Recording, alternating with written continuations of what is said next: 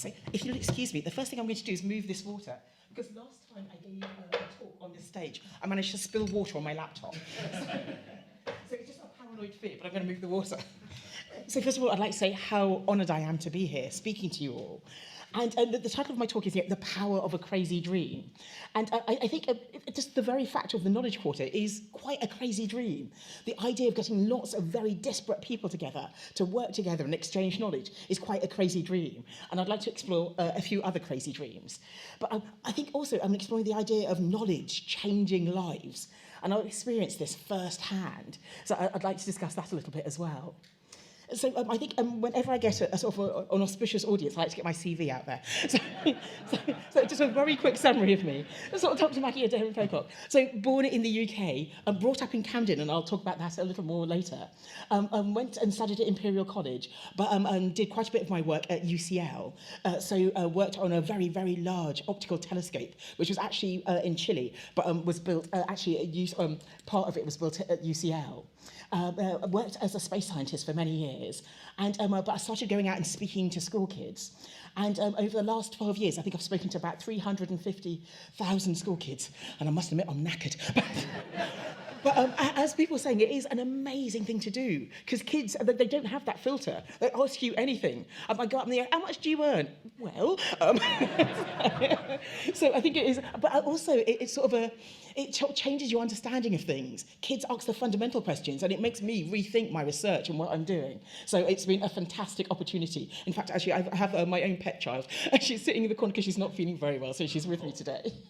And so about 12 years ago, I set up my own company, Science Innovation Limited, with the idea of getting science out there for everyone. Science is just far too important to be left to the scientists. And so I do this through sort of lectures, writing books, and some work on TV. So the theme of my talk is the crazy idea. And I think the culmination of one of the world's craziest ideas was this. So on the 20th of July this year, we're celebrating 50 years since the first moon landings. And I want to explore why I think this idea was so crazy. So the space era began with this beach ball-sized object going into space on the 4th of October 1957. Now, this object was called Sputnik. It didn't do very much. It went up into space, it orbited the Earth, and it went beep, beep, beep, beep. That was its main claim to fame. But it opened the space era. And this sort of led to other major milestones. So Sputnik went up on the 4th of October in the same year, Laika the dog. Laika was a stray dog in the streets of Moscow, and it was sort of jettisoned up into space. Unfortunately, Laika didn't survive the journey, but it was the first living thing to go out into space. Now, this is quite interesting because this is early space exploration, but it was all about the space race. Because the Americans sort of, hey, the Russians are sending things into space. Well, where are we? So in 1958, they got their first sort of satellite into orbit. But Russia seemed to be sort of winning the space race. They got sort of milestone after milestone. They sent other creatures in space. And in 1961, they got Yuri Gagarin in space. Now, Yuri Gagarin has a special place in my heart because he died the year I was born, and we were both born on the 9th of March. So I always like to think of it as a baton being handed on. But yes, and Yuri Gagarin went into space. He was our first cosmonaut, astronaut, the first person to leave the surface of the Earth and travel out there. And then Kennedy decided that, okay, we need to do something about this. And so he said that they wanted, by the end of the decade, to get people to the moon. And this is a very short clip, if I can get it to work, of his speech at Rice University talking about because this. That goal will serve to organize and measure the best of our energies and skills. Because that challenge is one that we're willing to accept, one we are unwilling to postpone, and one we intend to win, and the others too. So that was Kennedy laying the gauntlet down and saying by the end of the decade, they wanted to get people to the moon. Now, I want to explain why this idea was quite so crazy and why the power of a crazy idea. Because at that time, sort of Yuri Gagarin had been in orbit around the Earth, so he'd been launched into space and he had orbited the Earth. At that stage, when Kennedy made that speech, an American had been in space, but he'd done what we call a suborbital flight. So he'd gone up into space, but then just fallen back down to Earth. So to go from that to actually putting someone on the moon seemed like quite a stretch. And yet the Americans were catching up. John Glenn was the first person to actually orbit the Earth, but they had a long way to go. And this was the plan. This is the orbit they wanted to take. So they were planning to sort of take off from planet Earth, orbit the Earth, travel the journey to the moon, orbit the moon in ever-decreasing circles, land on the moon, and then return back to Earth. Now, at the time, they didn't have the technology to do this. And at the same time, the Russians were continuing with their milestones. They got the first woman into space. And this is a chap called Levinov. And he went into space, and he did this first spacewalk, this first EVA. And I've actually heard him speaking about this. And he did his first EVA, and they hadn't actually taken into account the pressure in his suit. So when he climbed out of his spacecraft, and he was actually in the vacuum of space, his spacesuit just ballooned so much that his fingers came out of his gloves and he couldn't move. So he was effectively floating around in his spacesuit. And he was quite an amazing guy because he didn't panic and he didn't sort of radio back and say, "What do I do?" And what he did is he carefully bled out some of the excess air in his suit. Now, if he'd bled out too much, he would have passed out and he would have died. But he bled it out and was able to get his fingers back in his gloves and crawl back through the hole. So quite a guy. So the Russians were still getting their various milestones. But it's quite interesting because while Russia were doing this, America was saying, okay, how do we get people to the moon? And this is a sort of a clip from Panorama talking about what they did. Because they didn't just throw money at it, they threw brains at it.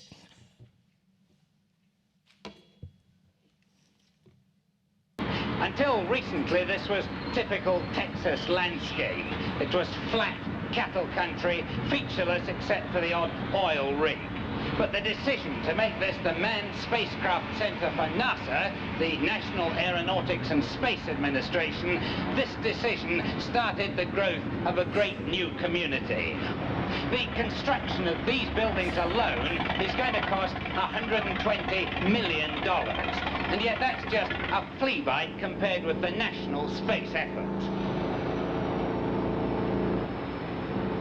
The return ticket to the moon for 3 will cost $40 billion.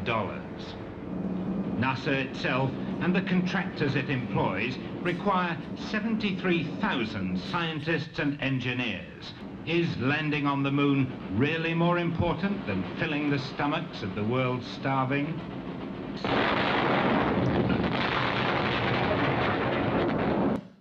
So this is what they were doing.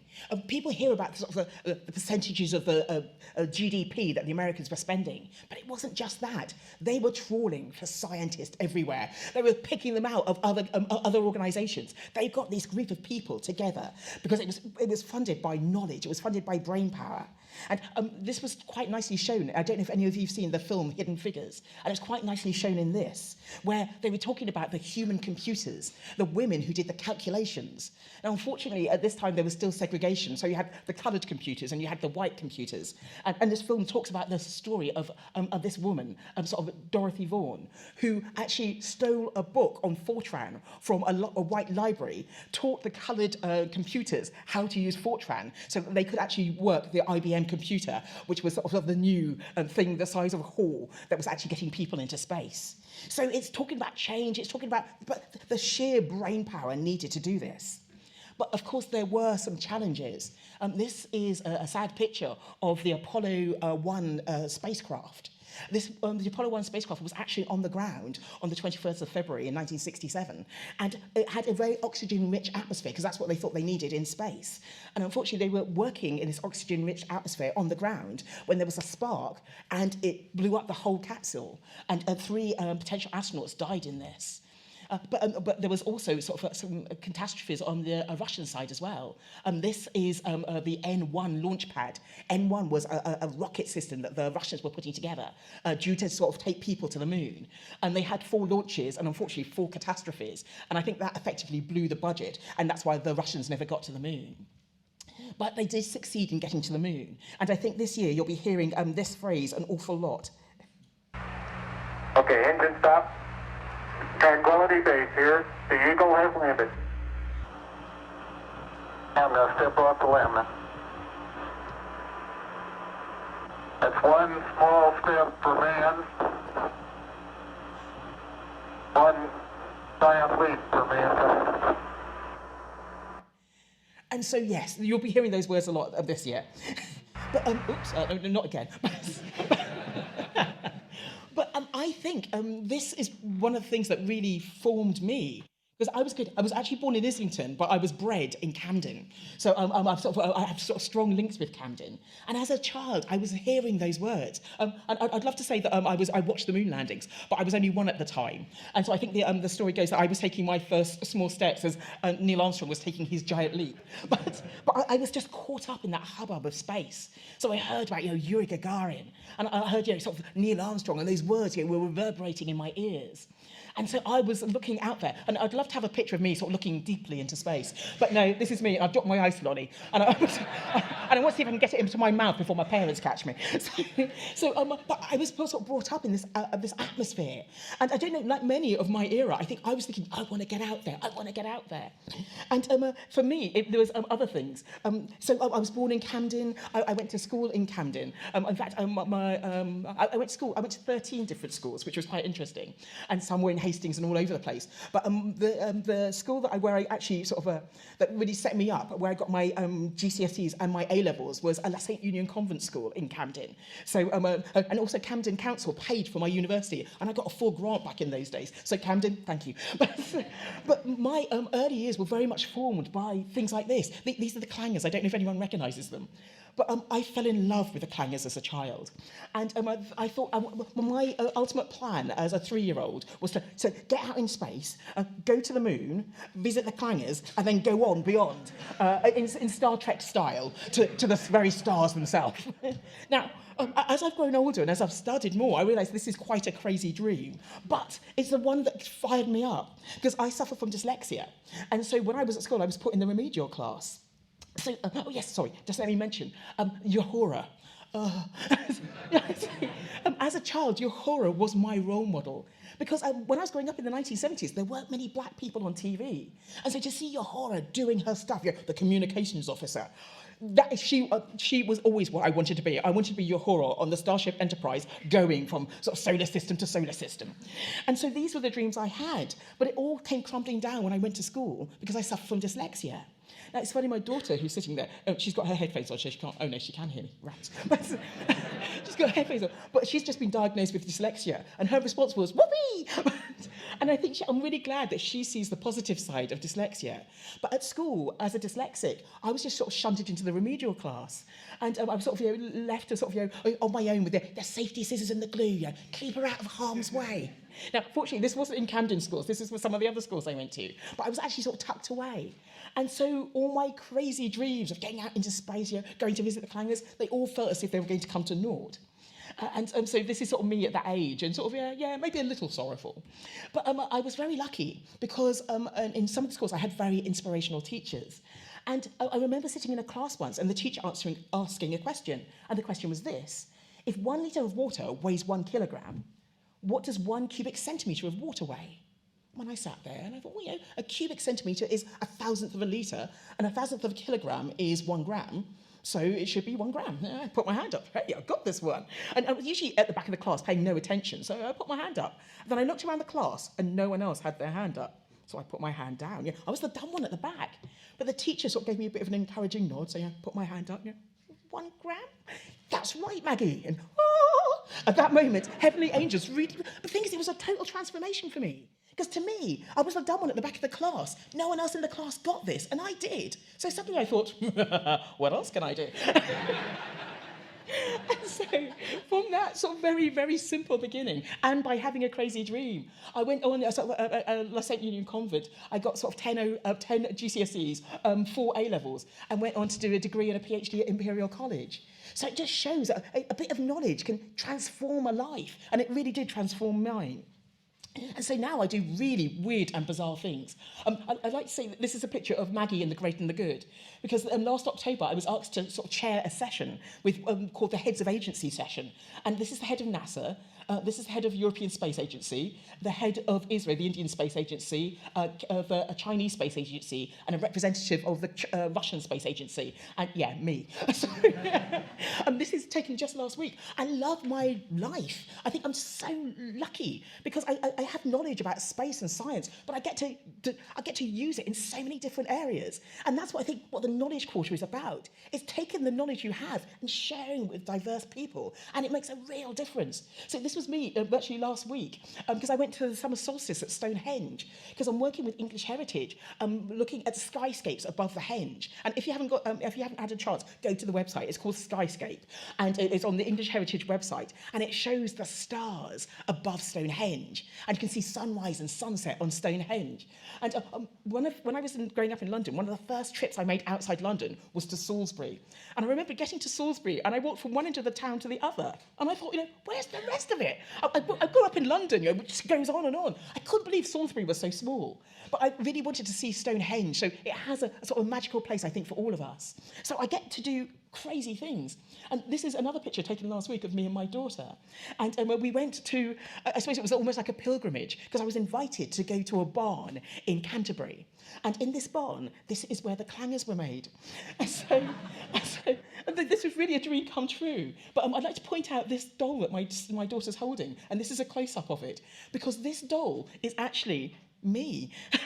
And because I've always said that I became a space scientist because of the clangers, they actually put Maggie in the clangers. And so they've got a special episode to celebrate the moon landings. And I actually land on the clangers planet. So you see, crazy dreams, they can come true. Just bear in mind. So I think I'm just incredibly lucky by what I do. I love my work and the variety of it. But I'd like to try and share my crazy dream, because I know what it's like sitting in the back of a class, where no one expects anything from you. So what I want to do, just as you were saying, I want to try and to generate the desire to aspire. Because as a kid, when I was said, I want to go into space, I want to be a space scientist. They said, Maggie, you've got dyslexia. Why don't you sort of lower your expectations? You're going to nursing. No, that's very good and that's scientific. Yeah, nursing's great, but I was reaching for the stars. And so I think that's what we need to generate in our kids, the desire to aspire. Let them aim higher. Now, I may never get into space, but I'm having amazing fun trying. So we think we need to generate our kids, get them to sort of raise their expectations, literally reach for the stars. So, but it is a problem, especially in science, because it is a case of Houston, we have a problem. Because currently in the UK, fewer than 15% of 10 to 14-year-olds are considering careers in STEM. And STEM boosts economies, which I'll only tentatively mention Brexit, but we are looking at going it alone. And if we're going to do that, it's science, technology, it's research that's really going to boost our economy. And we have a reputation for doing that. So how do we get our kids to do this? Because if only 15% of the kids in the UK are considering taking working in STEM, how do we generate that desire to aspire? How do we get them working in these areas? And STEM is exciting. STEM changes lives. Talking about the human genome, I know that the Crick Institute is here. The human genome, what an amazing project. Getting to understand the blueprint that makes us human. And I suffer from eczema, asthma, and various other ailments, so I can't wait until I get customised medicines, and I'm told they're on their way soon. So this can transform lives. There's an area of science called synthetic biology, and when I first heard about it about 10 years ago, it blew my socks off. Synthetic biology is where you take artificial DNA and splice it into living cells, and you can make products out of that. It sounds like the stuff of science fiction, but it's happening today. And also in sort of space and astronomy, we are reaching out there. I mean, we're finding planets going around other stars. It really is the Star Trek scenario. We're looking for alien life out there. And we're finding lots and lots of these exoplanets, these planets going around other stars. And but by looking at them, we're having a better understanding of our own solar system. So we really are looking out there and beyond. But it's the economics of it too. The space industry, for instance, is a global industry. I mean, and it's quite nice because in the beginning it was about Russia and America, and those were the two dominating space powers. But now it's China, Israel, India, Nigeria. This is an image here of Nigeria Sat-1. So the country of my forefathers, we're making satellites too. Space is for everyone, and space, many people are realizing the potential of space. But here in the UK, the space industry is booming, sort of a £9 billion turnover, and it's expected that's going to grow much greatly in the future. And I used to work for a company called Surrey Satellites, which is based in Guildford, where I live, and they're looking at low-cost satellites and sort of putting satellites into mobile phones and giving countries and almost individuals new opportunities to space. And so we see many satellites like this, there's things the size of a double-decker bus. But at the same time, we're building satellites the size of Rubik's cubes. They have limited capability, but if you have a sort of a fleet of them working together, what can they do? So we are living in an economy which is booming, but we need more STEM practitioners. And one of the interesting things is, if we actually encourage more of our girls to take up STEM, we would be in a much better position. And it's quite interesting to look at sort of STEM and how many girls are going into STEM. Because the general sort of idea is that yes, more girls are going into STEM. But I think to understand that a bit better, we need to break it down into the various categories.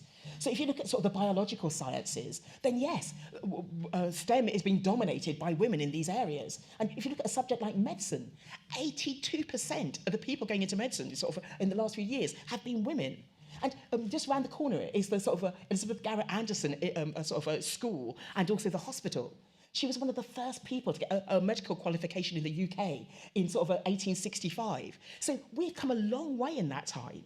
And so she created the first hospital for women and sort of celebrated here in Camden. So we've come a long way, but we've got a way to go. If you look at the physical sciences, then the numbers are getting pretty low. And if you come down to sort of computing and engineering, the numbers are dismal. I'm a female sort of space engineer, and I'm pretty rare. So we need to change that. So I spend sort of a lot of my time trying to change that sort of that mindset by showing sort of different views. This is one of my favourite slides when I go out to school. I like to talk about sort of scientists that we've known in the past. This is a chap called Ernest Rutherford, one of my heroes. But this is how people expect a scientist to look. Because I've heard it described a little unfortunately as pale, male and stale. But this is one of the views that people have of scientists. And here's another one, Albert Einstein, the granddaddy of modern physics. So when I go out to school, I say, spot the scientist in this picture. Because there's a picture of me and my husband on our wedding day. And many kids will sort of go for my husband because that's the stereotypical view. But I like to say, no, we're both scientists. We're both engineers. And we're that because we're inquisitive. We ask questions. And I know kids love asking questions. They're curious about things. So we need to enhance that rather than sort of shutting them up. We need to get them to think and sort of explore knowledge more. So, and there are various reasons why sort of kids don't take up science. Sorry, I was going to cut this out, but I have to show you this, because it's a Dilbert. I'm worried about little Dilbert. He's not like other kids. What do you mean? Yesterday, I left him alone for a minute, and he disassembled the TV, our clock, and the stereo. That's perfectly normal. Kids take things apart. Oh.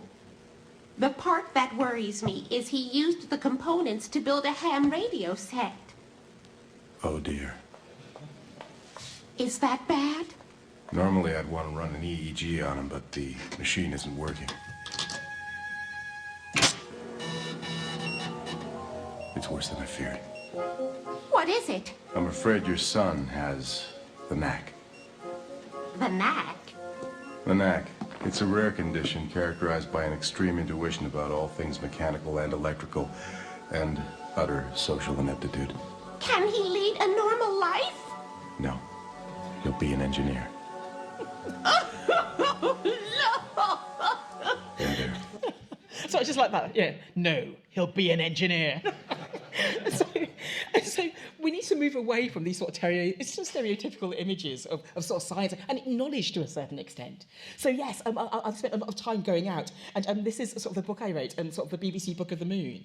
And it's sort of talking about the science of the moon, but it's also exploring the art of the moon, the sort of poetry of the moon. It's sort of encompassing, it's like a STEAM. It's not just STEM, it's STEAM, because it's including the arts as well. And my latest book coming out is a bit egocentric, but it's Dr. Maggie's Grand Tour of the Solar System. And in this, I go on a thought experiment. I've always dreamed of getting out into space. And, I'm getting a bit old and a bit long in the tooth. So instead, I've devised this book where I actually go on this sort of tour of the solar system, but with my mind. And it's sort of, what do I encounter on Mars? What's it like climbing out the tallest mountain in the solar system on Olympus Mons? And so it's sort of an exploration of this. And it was incredible, because I'm dyslexic, so writing books does not come naturally to me. But it got nominated as one of 100 books, as books to inspire. And it hasn't actually been published yet, so this blew my mind. The idea that anything I've written is read at all. So it just shows you the power of a crazy dream, and wanting to share and impart knowledge with people, but wanting it to be fun so people enjoy it. And so, we're taking the book and we're converting it into a cartoon. Because I mentioned that the Clang has had quite a seminal influence on my life. And so I want to do the same now. And so I'm working with the amazing company Ragdoll, who produce the Teletubbies and In the Night Garden and all those sort of amazing classics.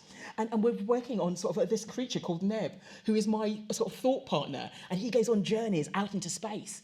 And so we've got some initial funding, and we're putting a pilot together. But we are looking for distribution partners, so I might be speaking to some of you later.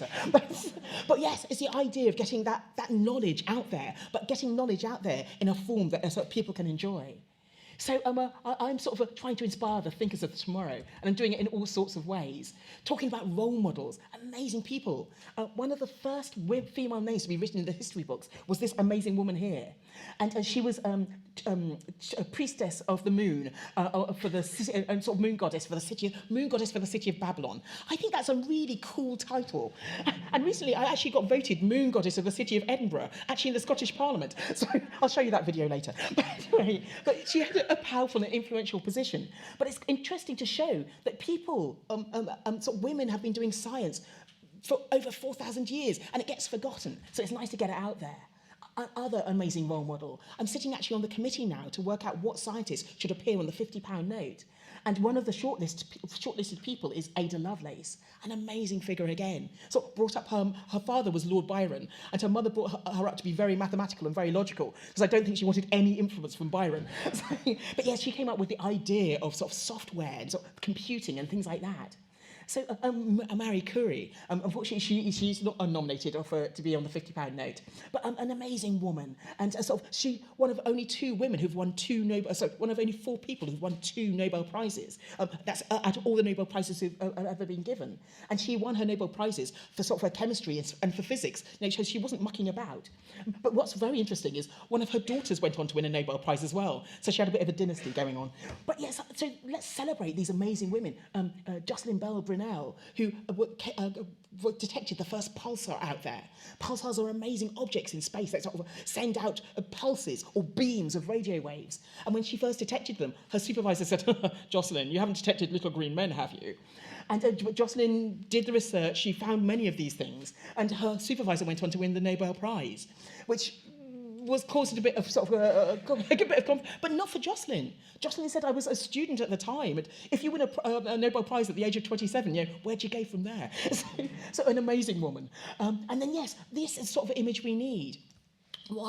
We go to some institutions and you see these pictures on the wall. I love this picture. This is Professor Vitti, and she's studying the chemistry of life in the universe. And I love it. She's incubating life in her stomach while studying the chemistry of life in the universe. These are the sort of pictures we need on schools to inspire the next generation. So yes, there's a whole lot of relevance. Why do we do science? Kids feel quite disengaged from it. They think science is done by people in ivory towers. So I'd just like to take them through a few examples of my life. I worked on missile warning systems for the MOD. That's me trying to look cool. I wish I had a pair of dark glasses in that picture, but anyway. So it's just the variety of things. I worked on landmine detection, also for the MOD. Landmines are a devastating problem across the world. And there's a United Nations statistic that's saying it's going to take over 1,000 years to clear all the landmines that are out there in the world at the current rate of detection. So it's trying to engage kids and show that science isn't just an obscure thing. Science influences our lives in so many different ways. And this is one of my favourite jobs. I'm working at this amazing telescope. As a child, I ground and polished my own telescope mirror at Ackland Burley School, also in Camden, and made my own telescope. And so you can't believe my delight when I got to work on this 8-metre telescope in Chile, one of the most beautiful places in the world. And we were studying and looking into the heart of stars. This was my baby, built at UCL, called Beatrice, which stands for Bench-Mounted High-Resolution Optical Spectrograph. But what it did was something very simple. It took starlight from a distant star millions of miles away, billions of miles away, and converted it into rainbows. So we could analyse the starlight and work out what chemical reactions were working in the heart of stars. So I think Science is just too important to be left to the scientists. And science influences women's lives in so many different ways. I mean, from the pill, to the tampon, to the fridge, to plumbing water. There's still a horrible statistic that says that in just one day, over 200 million hours are consumed by women collecting water for their families.